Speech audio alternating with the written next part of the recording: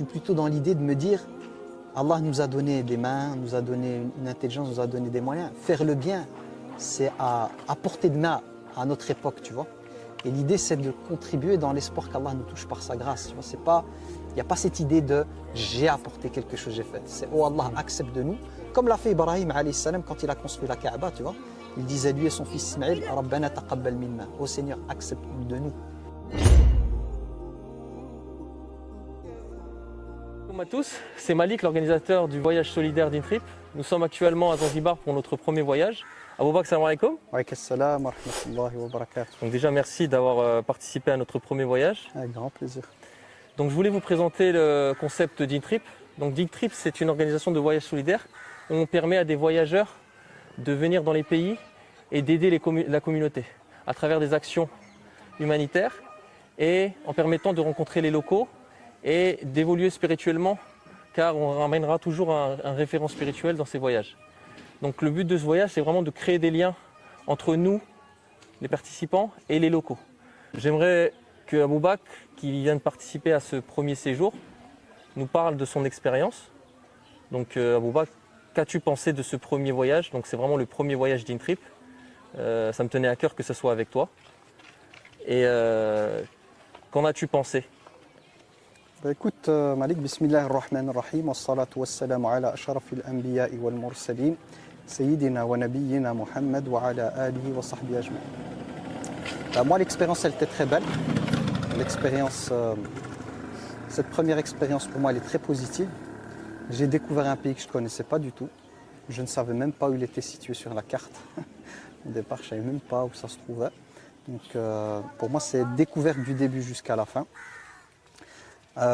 C'est très très touchant en fait de se retrouver, je dirais, en immersion sur une terre méconnue, avec une population en fait qui culturellement est différente, même si voilà, la majorité des gens qui habitent sur cette île sont musulmans, mais culturellement c'est très différent. Les langues aussi, la langue elle est différente. Ils parlent plutôt ici anglais comme deuxième langue plutôt que le français. Alhamdoulilah, nous on a des personnes qui nous accompagnent qui parlent le français. Je dirais que spirituellement, moi, je suis en pleine immersion, donc j'ai besoin de temps pour infuser. Mais ce que je peux déjà retirer comme enseignement, en tout cas le plus grand, le plus important, c'est que pour être heureux, il ne faut pas forcément avoir des tas de choses en fait.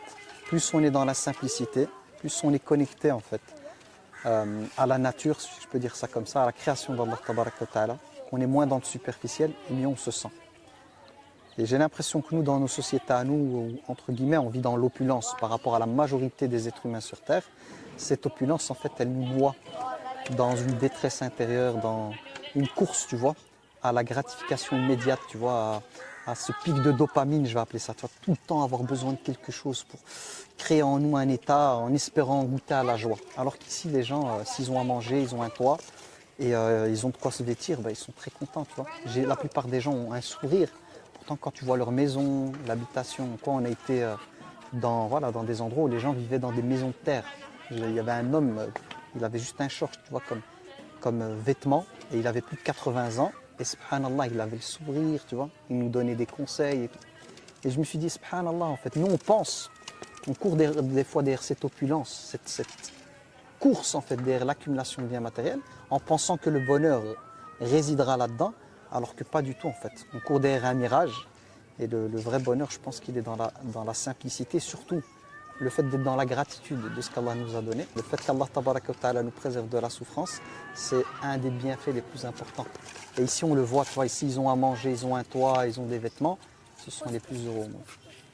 Donc ça c'est déjà une première infusion par rapport à ce voyage, mais je dirais que peut-être que dès le retour, j'aurai beaucoup plus de choses à dire. Peux-tu nous parler du côté spirituel que tu as pu apporter lors de ce voyage? Donc là, le premier groupe, c'est des personnes avec qui tu avais déjà fait plusieurs voyages. Donc Inch'Allah, les deux prochains sera différent. Mais voilà, qu'est-ce que tu as pensé de ces échanges qu'on a pu faire lors des rassemblements qu'on fait, etc. Que ce soit entre nous, que ce soit avec les locaux à qui on a pu discuter, par exemple Moussa. Qu'as-tu ressenti par rapport à ça? J'ai ressenti le fait que le présentiel, c'est pas comme le virtuel. Ça fait 2-3 ans que je suis que dans le virtuel, tu vois. Donc je donne mes cours en ligne, je fais mes consultations en ligne. Donc c'est virtuel, tu vois, c'est à travers l'outil internet. Et le fait d'être avec les personnes sur place, tu vois, de partager des veillées spirituelles, hein, parce qu'en général les rappels se font le soir, et de faire un tour de table, de permettre à chacun de mettre des mots, c'est puissant en fait. Ça te permet de voir l'autre, le point de vue de l'autre, son rapport en fait à la spiritualité, à la vie, etc., etc. Et ça enrichit les discussions. On a eu pas mal de discussions. Hier, on a eu notamment un thème très intéressant, moi qui me tient à cœur. Et on voit que les positions sont différentes en fonction du vécu, de l'expérience. Et qu'en fait, comment on va dire ça? Des fois, on vient avec des généralités, mais en fait, chaque situation est particulière. On ne peut pas dire les hommes ou les femmes, par exemple, tu vois. Chaque homme est différent, chaque femme est différente, chacun a ses priorités, ses sensibilités. Et ce genre de lieu, avec ce côté solidarité et puis un retour ensemble, tu vois, avec le groupe qui a vécu ça et les échanges en fait qui sont partagés, permettent réellement d'aller beaucoup plus loin en matière d'introspection et même de choix de vie, tu vois. Par exemple, là, je vais revenir, je sais que ça va changer des choses dans mon quotidien, ça va changer mon rapport à la vie, aux choses, tu vois. Et on en a besoin parce que l'être humain, il oublie, il a besoin de rappel. Donc, moi, je trouvais que c'était très intéressant, surtout que le cadre s'y prête bien. Le cadre s'y prête bien. Donc pour ce premier voyage, nous avons pu participer à la construction du madrasa. Donc on a des maçons sur place qui sont là pour nous aiguiller, bien évidemment. Donc vous avez pu participer financièrement et voir le début de la construction, pendant, après. Donc là, actuellement, on n'a pas pu la finir, mais Inch'Allah, les 2 prochains groupes vont pouvoir la finir. Qu'est-ce que ça te fait de voir déjà l'état des écoles qu'on a pu retrouver? Donc là, on a pu leur faire 2 salles de classe, et de voir les étapes de construction, travailler avec les maçons, le directeur, comment il nous a accueillis. Qu'est-ce que ça te fait de pouvoir participer, de mettre ta pierre à l'édifice dans ce genre de projet? C'est très touchant en fait, parce que finalement, voilà, les gens ont l'impression quand ils font des voyages de solidarité que c'est eux qui apportent quelque chose. Tu vois. Moi, je ne suis pas du tout dans cette posture-là. Moi, j'ai ma manière de le vivre, c'est que les personnes nous apportent beaucoup plus. On est juste là des petites mains au service. Ils n'ont pas besoin de nous, je veux dire, pour le travail manuel. Ils ont besoin de nous pour les ressources, parce que financièrement, c'est très pauvre. Mais la main-d'œuvre et la technique, ils l'ont. Et le fait de voir un directeur, tu vois, le directeur, il m'a impressionné. Il était là dans les travaux, tu vois. Il cassait des pierres, il portait des briques. Ça m'a touché, tu vois. Je me dis, le gars, c'est comme un directeur, tu vois. Et il est là, il met la main, tu vois, à la pâte, j'ai envie de te dire ça. J'ai envie de dire des choses comme ça. Pareil pour ceux qui sont avec nous, qui nous encadrent, les chauffeurs et tout, étaient là. Donc on sent vraiment cette solidarité en fait qu'on perd en Europe. Vraiment, tout le monde est au service des projets. Et puis j'ai été touché par l'un des accompagnateurs qui s'appelle Moussa, parce qu'on avait fait une petite réunion avec lui, et qui parlait en fait de son rapport par rapport à notre groupe, que ça le touchait. Que les gens, en fait, quand ils ont une image de Zanzibar dans leur tête, l'image qu'ils ont, la première image, c'est une île paradisiaque avec l'eau turquoise et tout, tu vois. Et il a travaillé, je pense que c'est son frère, surtout dans le tourisme, tu vois. Et il en avait un peu marre de cette image de, tu vois, un peu Club Med. Des gens viennent à Zanzibar, profiter, oh c'est trop beau et tout. Et là, le fait qu'on se retrouve, nous, en immersion, dans des petits villages très très pauvres et tout, ben, ça l'a touché de se dire, voilà, là vous découvrez le vrai Zanzibar. Il participe à cette construction, c'est-à-dire de voir en fait qu'au départ il y avait juste du sable comme ici, hein. On peut prendre cet exemple-là, cet espace derrière. Et puis tu vois que ça prend forme en fait, que ça devient une classe, il y a des murs qui sont montés. Et que par la grâce d'Allah, tu as participé, c'est très touchant, tu vois. Parce qu'on le voit, on est à l'intérieur, il y a beaucoup d'élèves, je ne sais plus combien, est-ce que c'est 600 ou 900, tu vois. 900 élèves dans des conditions, tu vois, hein, il y a juste des murs hein, avec des briques, le sol des fois, même le sol, tu vois, il n'y a pas assez de place pour tout le monde. Et là, de participer modestement, tu vois, c'est pas... J'ai envie de dire que la participation, moi, j'en fais pas un sujet de je suis fier de moi, non. Je suis plutôt dans l'idée de me dire, Allah nous a donné des mains, nous a donné une intelligence, nous a donné des moyens. Faire le bien, c'est à portée de main à notre époque, tu vois. Et l'idée, c'est de contribuer dans l'espoir qu'Allah nous touche par sa grâce. Tu vois, c'est pas, il n'y a pas cette idée de j'ai apporté quelque chose, j'ai fait. C'est oh Allah, accepte de nous. Comme l'a fait Ibrahim alayhi salam quand il a construit la Kaaba, tu vois. Il disait lui et son fils Ismaël, Rabbana taqabbal minna. Oh Seigneur, accepte de nous. Donc ici, c'est pareil. Et je pense que c'est important au niveau de l'intention de rappeler aux gens qu'il ne faut pas venir avec un état d'esprit de je vais apporter quelque chose. Non. Il faut venir avec un état d'esprit de je vais apprendre des choses. Ils ont plus à m'apporter que je ne peux leur apporter. À part la contribution financière, tu vois, c'est plutôt eux qui nous apportent des choses. Et ça m'a vraiment touché. Et puis de voir aussi ces enfants qui vont intégrer ces locaux-là, tu vois, et de voir le type d'enfant. Subhanallah, tu vois, c'est très touchant. Très touchant. On a pu rencontrer les enfants et on a pu voir aussi leur rapport très tôt au Coran. Donc vraiment, ils sont... Que ce soit même les guides, toujours, donc dès qu'on s'arrêtait quelque part, ils prenaient leur Coran. Qu'est-ce qu'ils ont de plus que nous en Europe, ce truc en plus qui permet d'avoir cette grande relation, si je peux dire, avec le Coran. Pour moi, ce qu'ils ont de plus, c'est qu'ils ne sont pas noyés dans, tu vois, tous ces artifices des sociétés modernes et industrialisées de téléphones, tablettes, TV et tout. Depuis que je suis ici, j'ai pas vu à part dans les cafés, j'ai pas vu de TV, tu vois. On est là où on dort, les logements dans lesquels on dort, il n'y a pas de télé, il n'y a rien. Il y a le minimum, tu vois. Tu as l'ERCO en plus, qui est technologique. Mais sinon, tu as des murs, tu as des douches, c'est correct, tu vois. Mais tu n'as pas tout ce superflu de choses qui t'éloignent, en fait, de ton objectif de vie. Tu vois bien, les classes, c'est le strict minimum. C'est des murs, ils sont assis à même le sol. Ici, en tout cas, il n'y a pas de banc. Il n'y a rien, ils sont assis. Et tu as le Coran Karim qui est là, tu vois, qui est, on va dire, en tout cas pour des madrasas comme ça, qui est la chose centrale. Parce que tu as les écoles, tu as les madrasas. C'est deux manières de travailler au niveau éducatif qui sont différentes. Hier, on a été dans les écoles distribuer des choses, c'est une vraie école. Donc il y a sûrement une place pour Coran, mais c'est vraiment apprendre les langues. Ici, non. C'est une madrasa pour apprendre les lettres de la langue arabe, apprendre le Coran. Et de mon point de vue, ce qui fait que le Coran est au centre, c'est qu'on est dans la simplicité, en fait.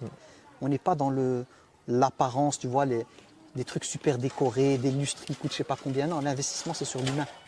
Et je pense de mon côté que la simplicité, c'est la meilleure des choses. Plus tu auras une vie simple, avec le moins de technologie, mieux tu seras connecté à le Coran et à la création d'Allah. Plus on est dans la technologie, les réseaux sociaux, on voit, on peut calculer le nombre d'heures, plus on est déconnecté de la vraie vie. Donc on se déconnecte de le Coran. Donc je pense que leur chance, si on peut dire chance, c'est plutôt le destin, c'est justement d'être dans cette pauvreté qui offre cet espace de spiritualité, tu vois. Donc la vraie richesse, pour moi, elle est plutôt là-dedans. Tu vois. Pour moi, ils sont riches de cœur, de valeurs, plus que nous. Tu as parlé tout à l'heure de l'idée qu'on a de Zanzibar, île paradisiaque, etc. Ça reste une île où il y a des belles choses. Et Deen Trip, c'est aussi visiter la culture du pays, les mosquées. On a pu prier dans certaines mosquées, voir les musulmans ici sur place, comment ils vivent, etc. Il y a aussi le côté excursion, logistique que Deen Trip a pu apporter à ce voyage. Est-ce que tu peux nous en parler? Est-ce que ça s'est bien passé pour toi, pour le groupe en général, de ton point de vue? De mon point de vue, les encadrants, c'est-à-dire l'association qui est ici, les frères avec lesquels tu collabores, machallah, c'est franchement des personnes, c'est des sucres qui, au niveau logistique, accompagnement, en tout cas, moi, de mon point de vue à moi, tu vois, c'est 10 sur 10. Parce qu'ils y mettent leur cœur, tant que l'intention elle est bonne et que les gens font leur max en fonction de leurs moyens, c'est touchant. Après, l'île, oui, elle est très belle, tu vois. Mais j'ai ce rapport au monde qui est particulier, tu vois. C'est-à-dire que je vois cette beauté, mais c'est pas elle qui va m'emballer. Ça fait du bien, tu vois, d'avoir des moments d'excursion avec de beaux... Voilà, on a vu des dauphins, on a pu nager avec les dauphins. Mais intérieurement, je parle bien intérieurement, on en a besoin en tant qu'être humain pour pouvoir cheminer. Mais être au service, tu vois, de la population faire le khair, c'est beaucoup plus gratifiant au niveau du cœur que les belles plages, etc., etc. Même si on a besoin, parce qu'Allah il a fait que l'être humain il a besoin de pause, il a besoin aussi d'avoir un peu de miel. Mais trop de miel, moi par exemple, tu vois, trop de miel, si par exemple on était venu dans un voyage Club Med, ça va, tu vas bien. On serait venu dans un voyage Club Med, le truc Club Med, j'aurais pas, tu vois, je me lasse très vite en fait de ces choses-là. Mais doser comme on l'a fait, ça veut dire l'effort et un peu de réconfort, ça fait du bien, tu vois. Et la nourriture aussi, elle est... La nourriture, alhamdoulilah, moi je suis satisfait. C'est très varié, hein. Il y a moyen d'avoir de tout. Hier, on est parti dans un resto où il y avait de tout, tu vois. Tu veux des pizzas, donc alhamdoulilah.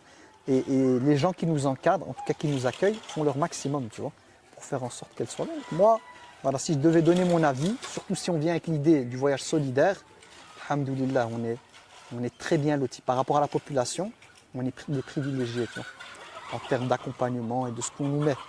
De ce que les organisateurs mettent en place pour que les séjours se passent bien. Donc est-ce que tu recommanderas ce voyage? Inch'Allah, à ceux qui regarderont cette vidéo. Est-ce que je le recommanderais? Bien sûr. Moi, je trouve que c'est un très très bon voyage. À partir du moment où tu vois, il y a ce côté immersion, il y a ce côté solidarité, il y a ce côté éducation de l'âme aussi à travers les rencontres et de voir la précarité dans laquelle ils sont. Et puis aussi la découverte d'un nouveau cadre, paysage, nouvelle culture et aussi le pays, tu vois, pour méditer le paysage. Voilà, les plages sont belles, donc oui, bien sûr. En tout cas, c'est une première pour Dine Trip. Et moi, elle est très très positive en fait. Très positive. Alhamdulillah. Donc Bakr, merci beaucoup pour cette première interview. Normalement, on en refera d'autres pendant le voyage. Donc là, c'est le premier séjour. Donc c'était un bilan du premier séjour. Donc si vous aussi, vous voulez rejoindre l'aventure Dine Trip, n'hésitez pas à aller sur la page Instagram pour avoir toutes les informations. Abou Bakr, make the link. The link. Salam alaikum. Salam alaikum.